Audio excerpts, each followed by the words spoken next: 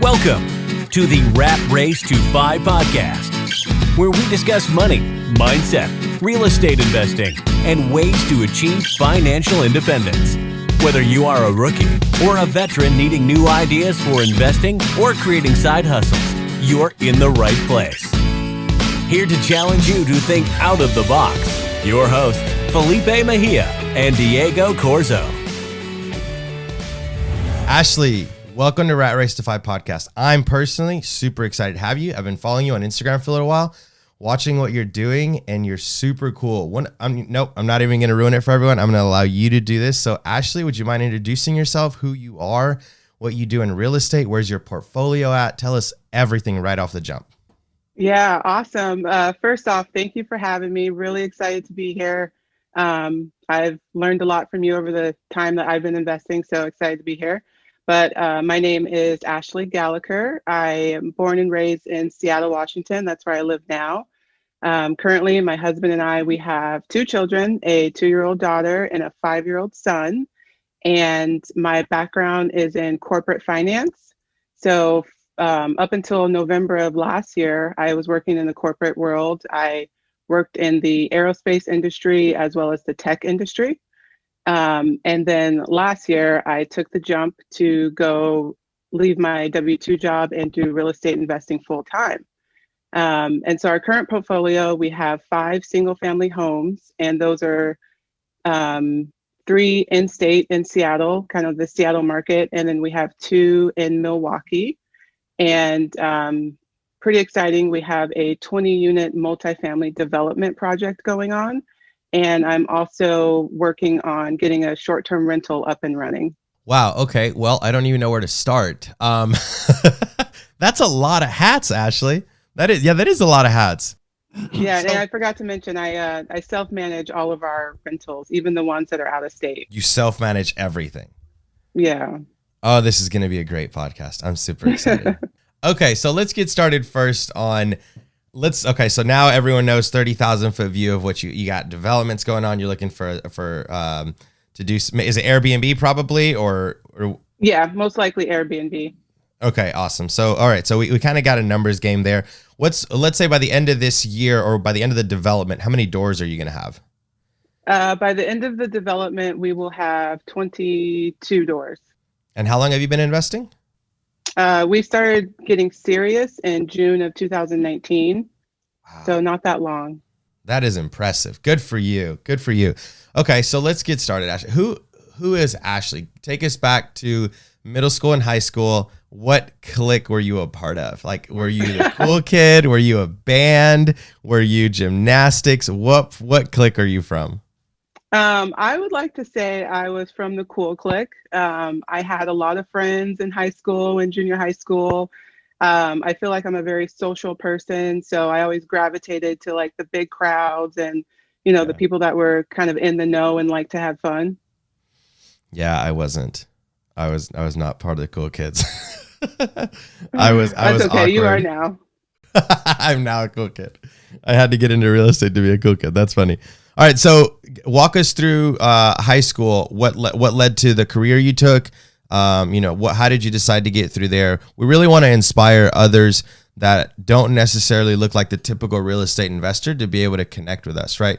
Because at the end of the day, that is my passion. That's the reason I do podcasting, is because I want other people to know when they close their eyes and in their hearts of hearts, they know that there is other real estate investors that look like them. And I don't necessarily mean color or gender or anything. I mean that's had experiences like them, right? A lot of people are like, I see you, Felipe. And I'm like, no, you see me brown, but that's not what I want you to see. I want you to see my history, where I came from. Like, I want you to really know me. So Ashley, I'd love to really get to know you personally, so that others that are listening could be like, wow, like I resonate with that, right? And like I said, not just gender, color, or whatever, but like I resonate with the story. So take us to high school or college. How did you get into the career that you were in before you left the career? Yeah. So that's a really good question. Happy to dig into that. So I grew up right outside of Seattle in a very working class neighborhood. The high school that I went to was a very diverse high school. I think up until a few years ago, it was one of the most diverse high schools in the state. So, I mean, you had people of all colors, walks of life, experiences. I was very athletic. I played volleyball, basketball. I did like track prior to high school. Again, I was, one of the cool kids. So I had a lot of friends and just really enjoyed being around people and learning from people. So after high school, I went to University of Washington, which was local to here. And, I always had the mindset that I was going to go to college. Like it never was a question for me. Just how I grew up, very working class. I knew that, college would get me to that next level of success, or so I thought. So I always kept my mind on, kept my head on straight, and I was very good academically, I would say.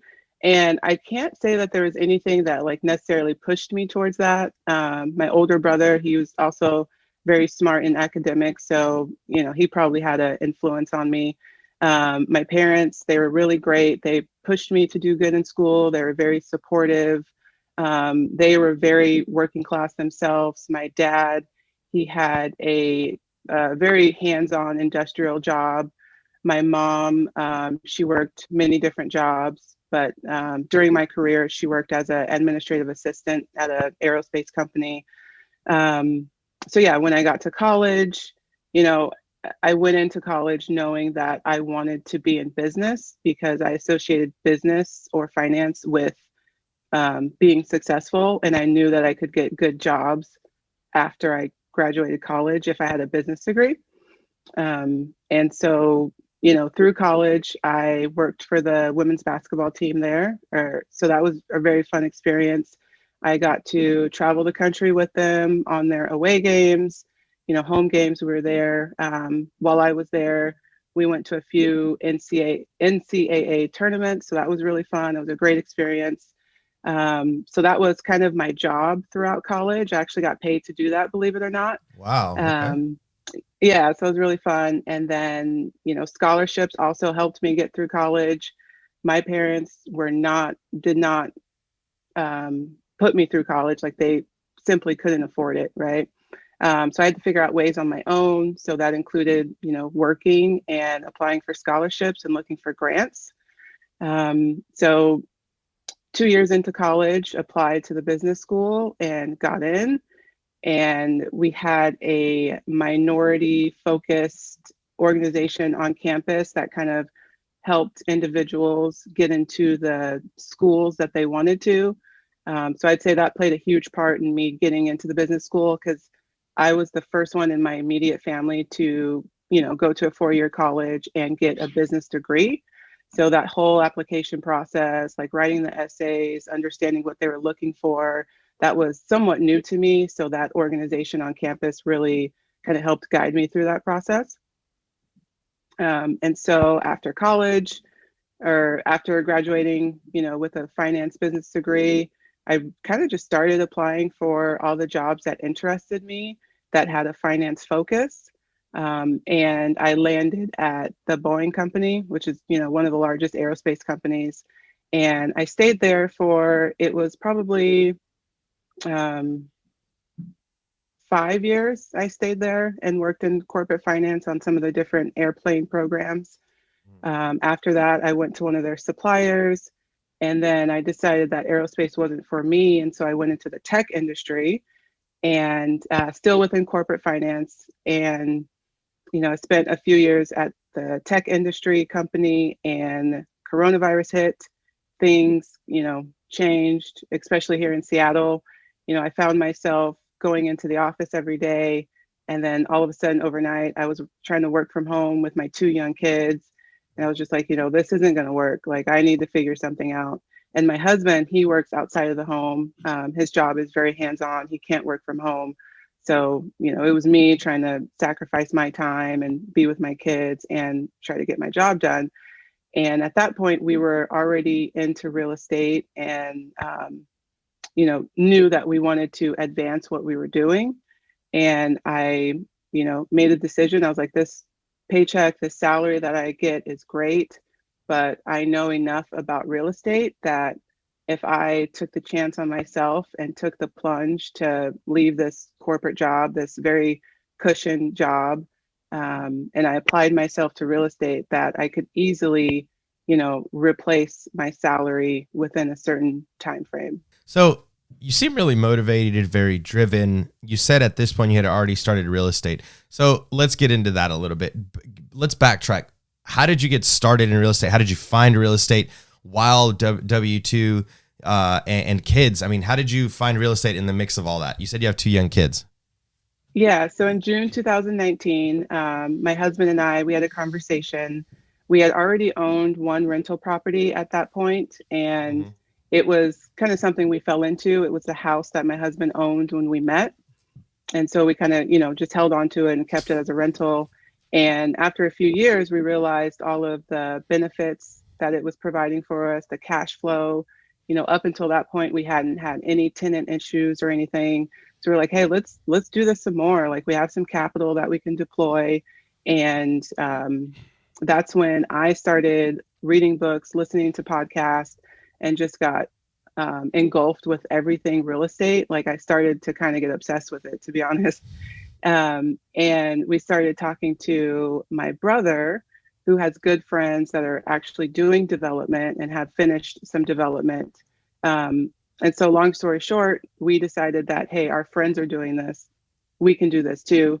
And we knew that multifamily was kind of the best asset for us to focus on for our goals. We wanted to create generational wealth, and, that multifamily kind of definitely helps you get there. So you said generational wealth, and that's a hot topic. That's one of those, what I call red flag words. You say generational wealth and everyone turns around and says, what is she talking about? Or what is he talking about? What is generational wealth to you? What does that mean? Right? Like, can you define that in Ashley vision, Ashley definition? Yeah. So generational wealth to me is being able to have, something that is tangible. Maybe it's not tangible, but in our case, something tangible that we can pass on to our kids' kids, that will kind of give them a step up in life, I guess you can say, provide some wealth for them to, go off and kind of do what they want to do, not leaving them to kind of figure out things on their own, but providing a good foundation for them to be successful. I love that. I agree. I think generational wealth, the same thing kind of for me, is something that I can physically leave my son. There was a quote out there famously on Instagram that's like, when I found out that I couldn't leave my job to my son, I realized, like, wow, I should probably start building something. And that makes a lot of sense, right? Obviously for me personally, though, I do believe that my son will have to earn it. It's not something I'm just going to hand off, because I also, see a lot of people selling grandma's house. And I'm like, like, you're doing it wrong, bro. Like, you're, build on that, not sell that for a quick buck. Don't allow gentrification to run through you. You do the gentrification, right? Maybe tear down the house and build duplexes. I don't know, but just don't sell it. So I think personally for me, generational wealth does include my generation, or the generation post me does have to earn it from me. But at the same time, it's not just going to be like handed over, right? Would you agree with that? Or what do you think about that? What do you think about people that are like selling grandma's house? I know you know what I'm talking about. Yeah.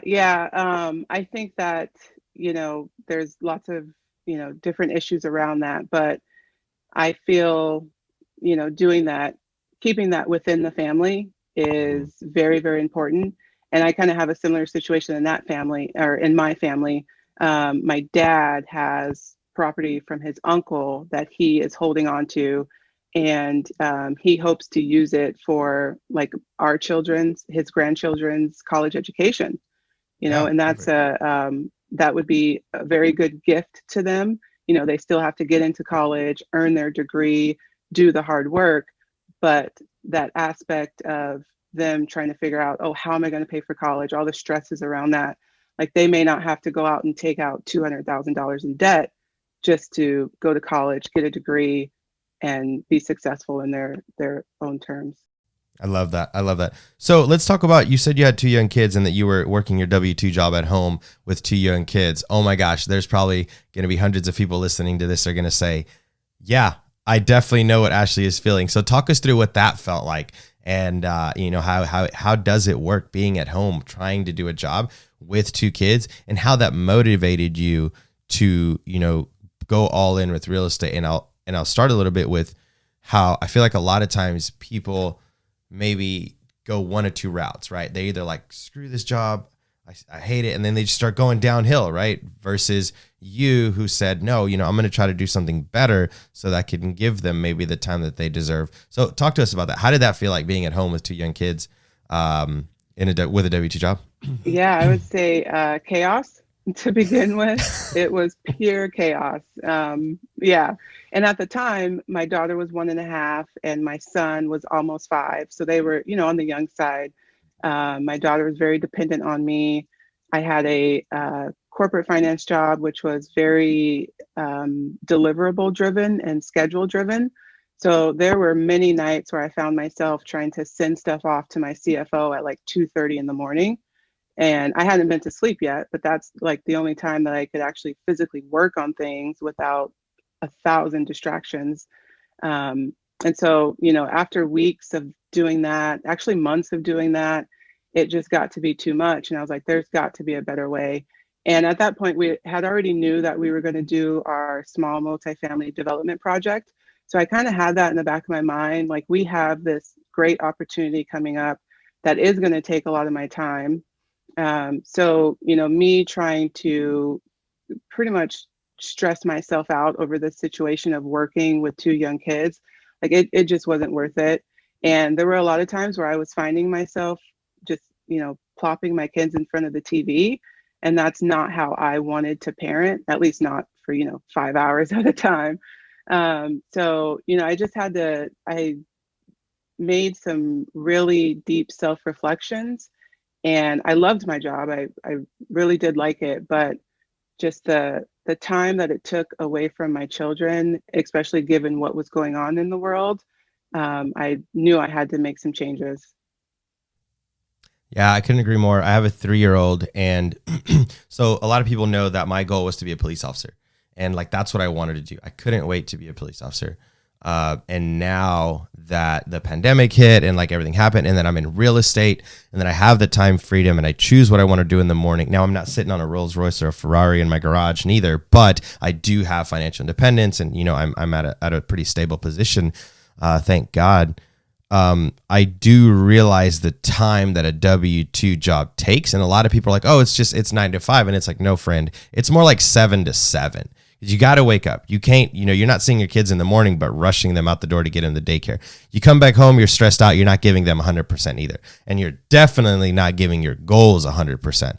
So I think, I've said this a couple times on interviews that I wish a lot of people would save up 6 months. And you can tell me if you disagree with this. I feel like a lot of people should save up 6 months worth of life savings that they could live without a job for 6 months, even if they're not financially independent, and just work on themselves for 6 months. I guarantee you 90% of the people would not have to go back to work. They would find a different way to make money, whether it's real estate, whether it's their passion or whatever it is. But if they just saved up 6 months and worked on themselves, either they would go back to a different job that they loved, or they would have had a side hustle passion or something holding them up. So that's what I personally believe. I agree too. I think once you take kind of that financial burden aspect of the need to have a paycheck, and you take that away, and you have your time to do what you want, when you want, how you want. The world opens up. There's so many other possibilities, and you get into a different mindset when you start working on yourself. You get into having more confidence, the ability to do things that you've never done before. So yeah, you just take that time for yourself, take away that financial kind of knack in the back of your head, like, I need this paycheck to pay my bills, and things will definitely change for you. And in my case, I was making a very good salary. I was making over 6 figures. The real estate income that we had at the time when I left my job did not replace that. But my husband, he still has his W-2. It's very secure.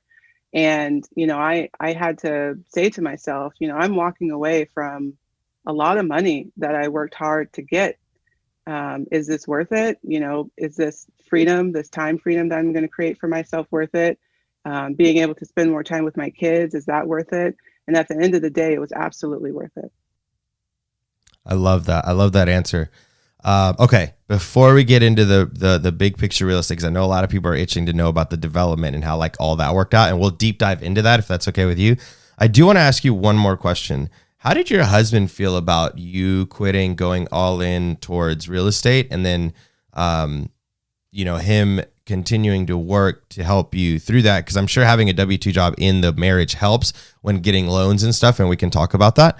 But how was that decision made as to not necessarily who, because it's obvious the person that's more passionate about real estate or jumped into the books and learned more, but like how did that conversation happen? And the reason I ask is because a lot of people have spouses and, they're like, well, I don't know if real estate's going to work, right? Or, there's always a spouse that might be not contradicting, but has more questions. And you can jump into it. Was your husband that way as well? Or was he completely all in?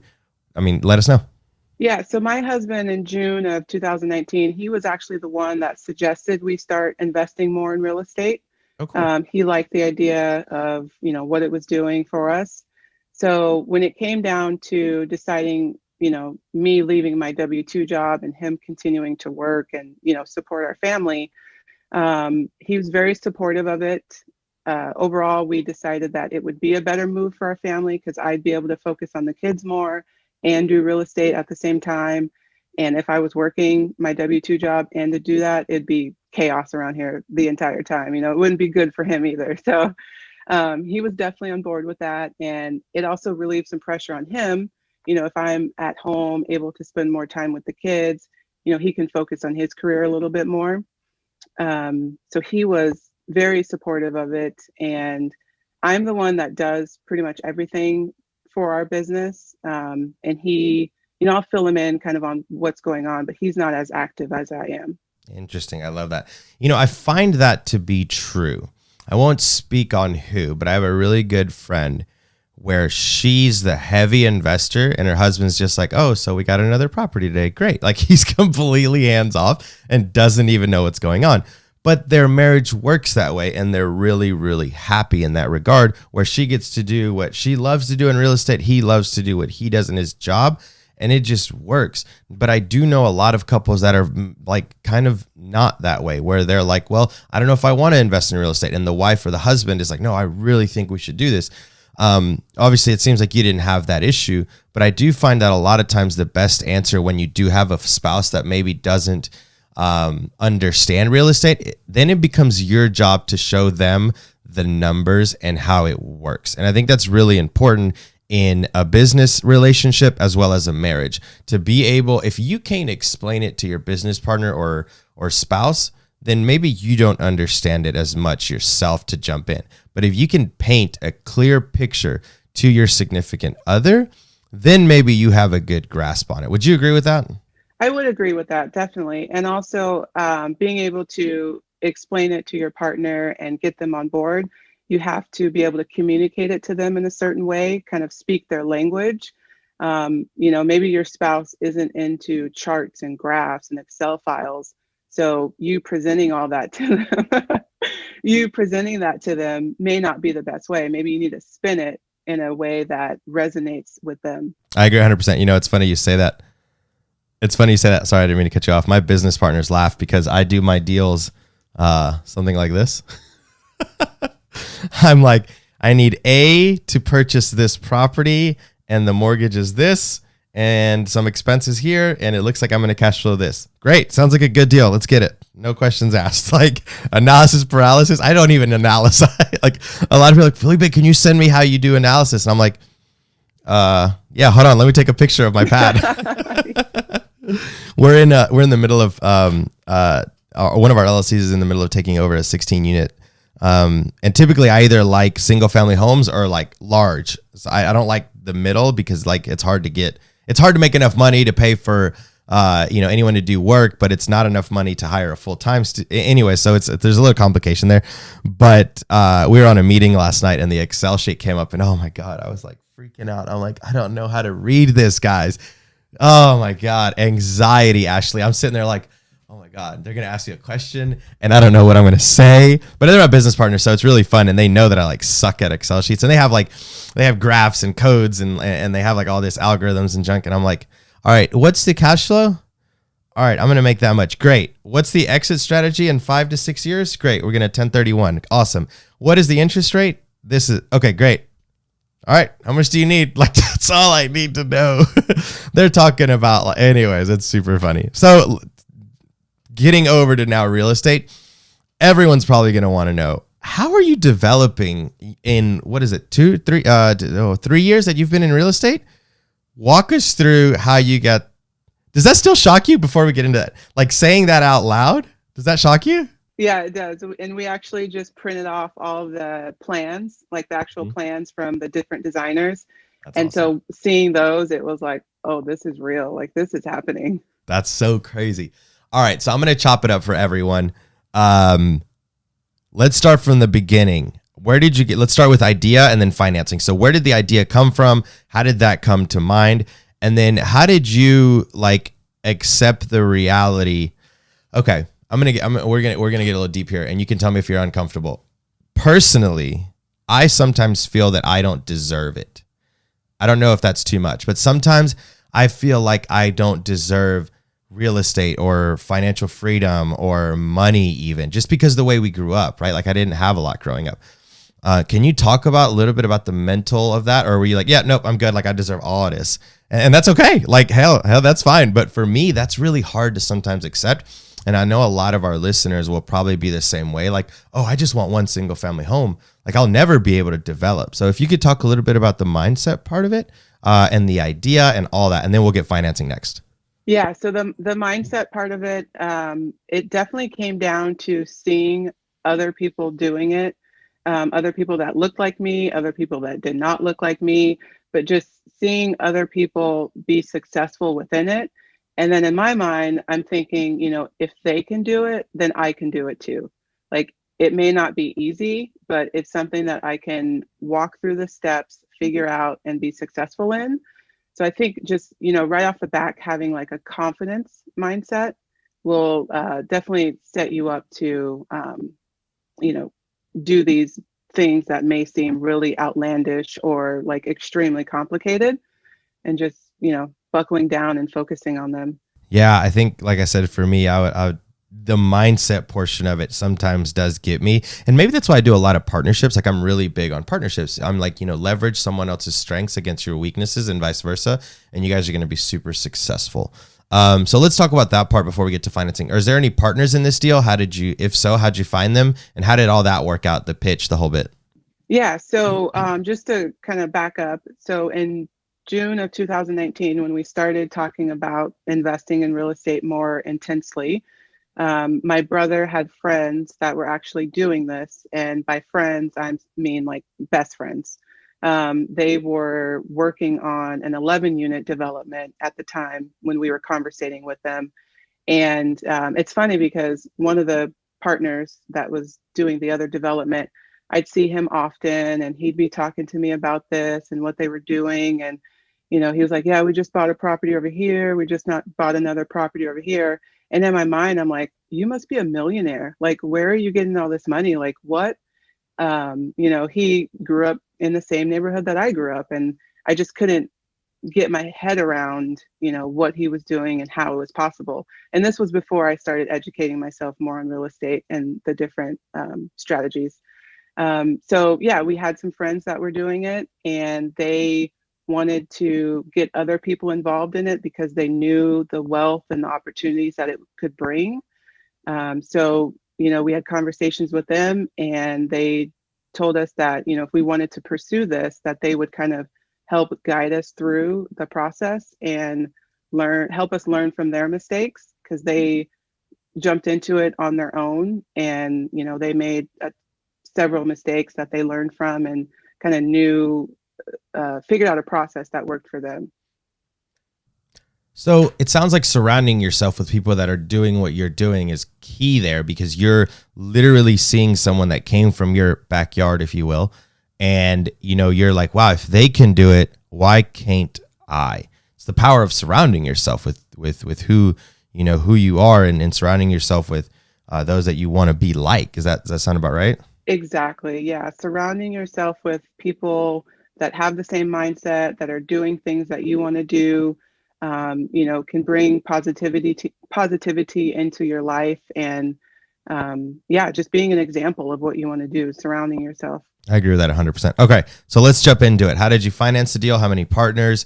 How did plans come out? Now I'm going to let you just break me down the whole deal if you don't mind. I'm just going to take notes. Yeah, so we actually, so in 2019, we decided to do this, and we wanted to do it in 2020, but COVID hit and we paused and said maybe this isn't the right time to continue pursuing it. So we took a step back and picked it back up the end of 2020. And our team consists of me and my husband, primarily myself, and we're partnering with my brother. And that's interesting because my brother has about 10 years of commercial appraisal experience. So he was a commercial real estate appraiser. And his best friends, we've actually hired them to be our consultants to kind of get us through the permitting process. And that was really important because we had a strict deadline to meet before the building codes changed. And the building codes changed the end of February, or I'm sorry, the end of January. The building codes changed. And if we didn't get our permits in time, the cost to build would have been a lot more. So long story short, we were in a bind to get our permits in. And you got to coordinate with several designers. You have Well, to come up with the plan. how did you get the land first, or did you have to get permits first before you got the land? How did that work? And very good question. So we purchased the land. It's a single family home. It's one of the homes we have now, but it's zoned for multifamily. So we are doing this in an area outside of Seattle, that Tacoma, Washington, that has been designated as like a high growth area for the city. So a few years back, they went through and kind of rezoned this whole area that's full of single family homes because they want to push more money into that area. There's a shortage of housing. So yeah, we purchased the home in early 2020. We have a tenant in there right now that's paying the mortgage, and there's a little bit of cash flow on top of it. So we already had the property since last year. Okay, so you already had the land. I'm assuming you're gonna tear down the house and you're gonna build how many units you said again? It's 20 units, 3 stories. Wow, so it's a large piece of land.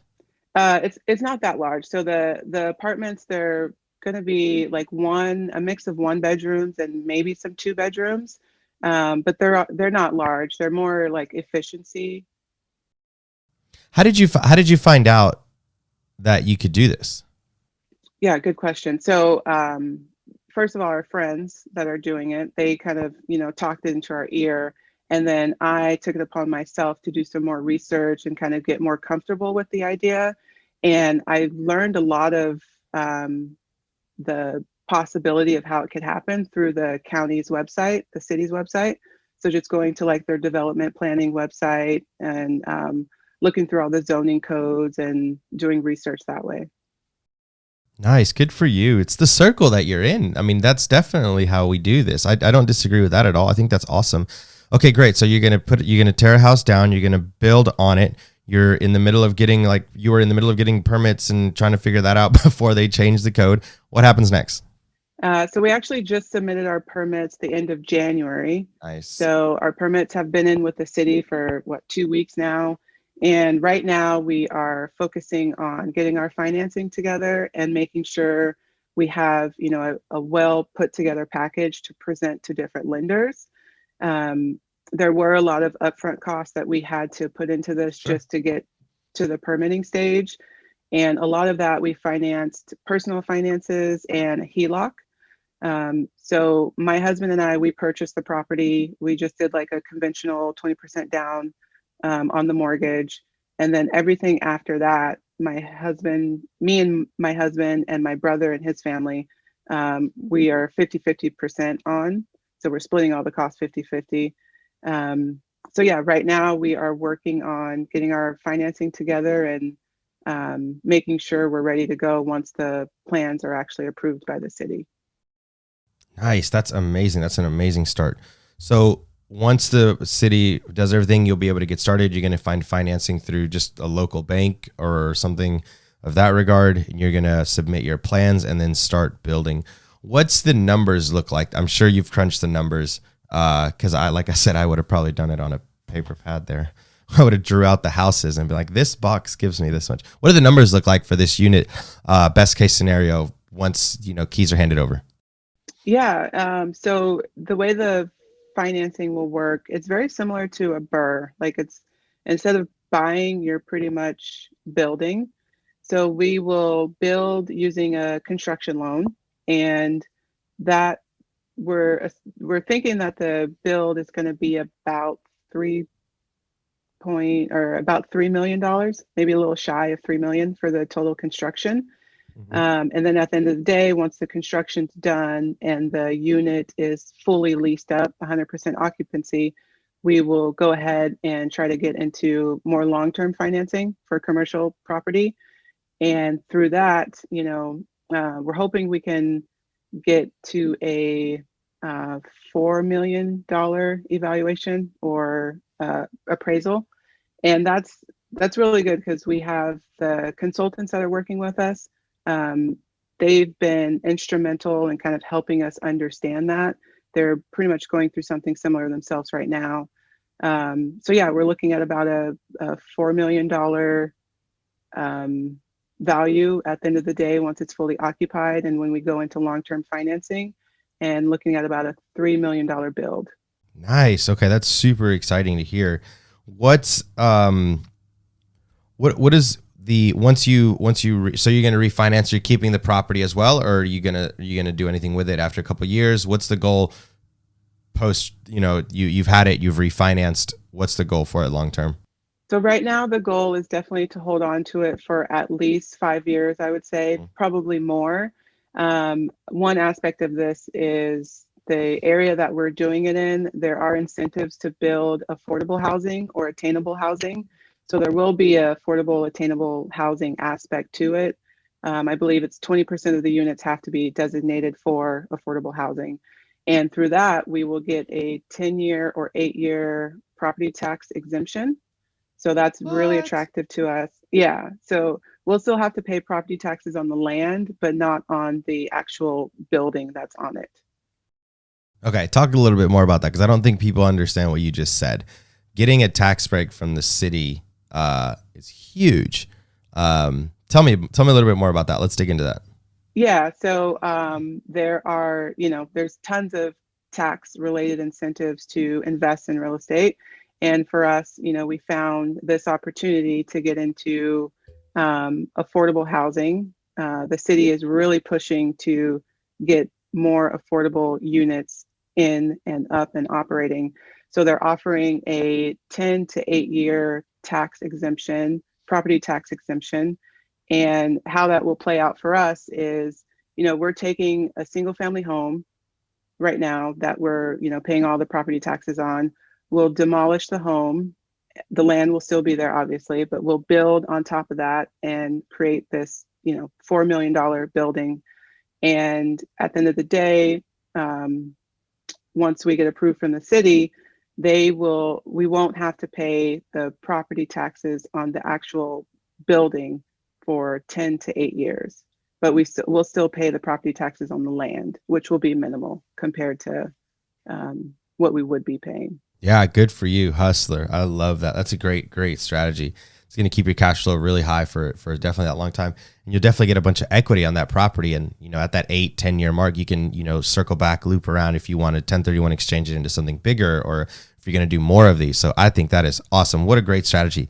So for some of our listeners, maybe our younger listeners that are like watching this on YouTube or going to be listening to it on a podcast on their way home or whatever, what would you say to them if they're like, hey, I want to do what you're doing when I get older, right? Teenagers, whatever, I want to get to that level. Ashley, what would you tell them are some of the steps that they for sure need to take to get to that level? Right mentors, right friends. I mean, what would you say to someone that wants to get to that level?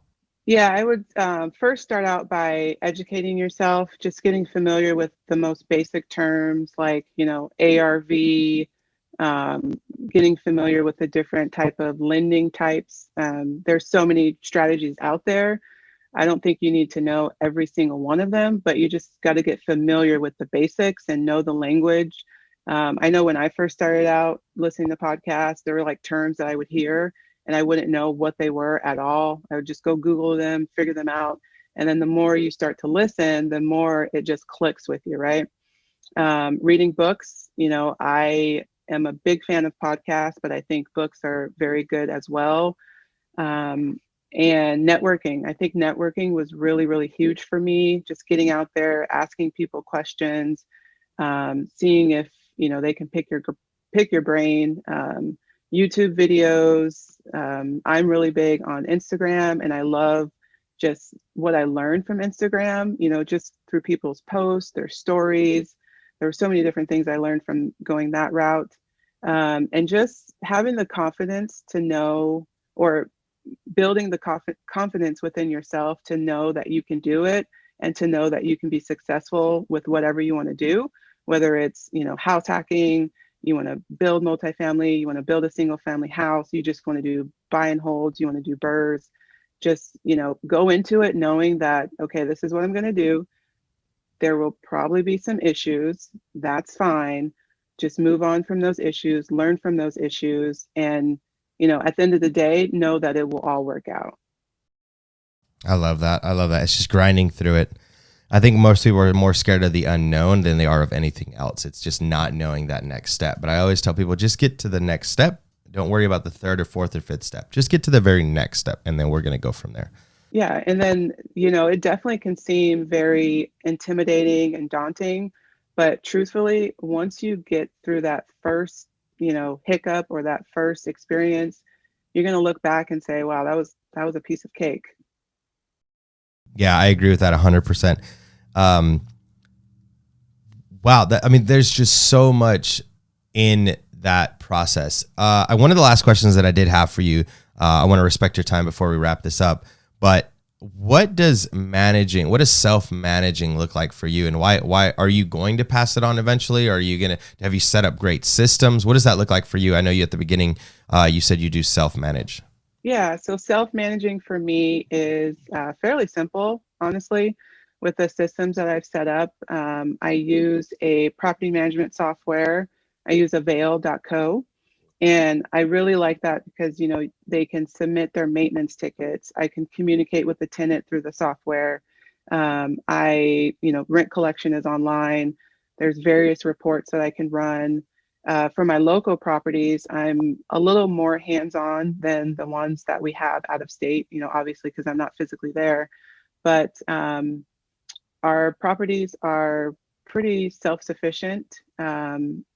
December was kind of a bad month for us. We had to purchase new appliances. And that was me just going to the store, picking out some new appliances, getting them delivered and installed. I know a lot of people have kind of fears around managing property because they'll get phone calls at 2 a.m. or 1 a.m. And honestly, that hasn't happened to me. Like, I think, that's doesn't happen as often as people think it does. And then for my out-of-state properties, I have a team on the ground that pretty much helps me with everything that I need a physical person to do. And, I communicate with those tenants there using like a Google Voice phone number, which I encourage people to do if you want to self-manage. Don't necessarily give out your personal cell phone. Yeah, I think the biggest thing is the property management software that I use. It pretty much does everything that I need it to help me be successful with managing the properties. I couldn't agree more. I think those are great tips for people. Last question, and then I'm going to wrap this up. Top 3 favorite books. What do you read? Yeah, that's a good question. So I'm going to have to say number one, what everyone says. It's a great book, Rich Dad, Poor Dad. That was me and my husband both. He read that before I did. I read it more recently when I got into, investing. That was great for changing the mindset. Another good book would be The Only Woman in the Room. And that is a book that was recently published, and the real estate investor community put that out. And it's about 20 top-notch women real estate investors. And it kind of just goes through each of their stories. Love that. Yeah. And then another book, let's see. I just got into Traction by Gino Wickman. Okay. And that's been pretty good so far to kind of help develop the mindset of being an entrepreneur and setting up your business. Oh, I love that. I love that. Well, Ashley, where can people find more about you? Where can people connect with you if people want to ask you more questions about your journey and follow the journey of your development? I can't wait to get you back on the podcast a couple episodes down the road where you're like, Felipe, I finished. I'm going to be super excited because I know you're going to crush it. You're going to definitely hit that goal. So what does that look like? Where can people find you and follow you and connect and just kind of follow your journey? Yeah, so the best way to contact me and connect with me is through Instagram. I started a page late last year just to document things that I was doing. And I can be found at rei.ashley_PNW. So rei.ashley_PNW for Pacific Northwest. Got it. Perfect. Love it. REI_Ashley_PNW on IG. That's your IG handle. Ashley, thank you so much for being on Rat Race to 5 podcast. Super excited to follow your journey. I know I follow you on Instagram and I love seeing everything that you're posting. I can't wait to see you start posting about the build, breaking ground. Are you going to take that iconic picture with the helmet and the thing? Oh yeah. Okay. Wait to see that. It's going to be a huge party. Oh, let's go. I got to be invited. Awesome. Ashley, again, thank you so much for being on the podcast. Super excited. Can't wait to have you back again. Any last words before we jump out of here? No, I thank you for your time. Thanks for sitting down with me and talking through my story. And I look forward to hearing how your success goes through this podcast. Thank you so much, Ashley. All right. Well, we're going to wrap it up. Thank you again for being on the show. The Rat Race to 5 podcast, where we discuss money, mindset, real estate investing, and ways to achieve financial independence. Whether you are a rookie or a veteran needing new ideas for investing or creating side hustles, you're in the right place.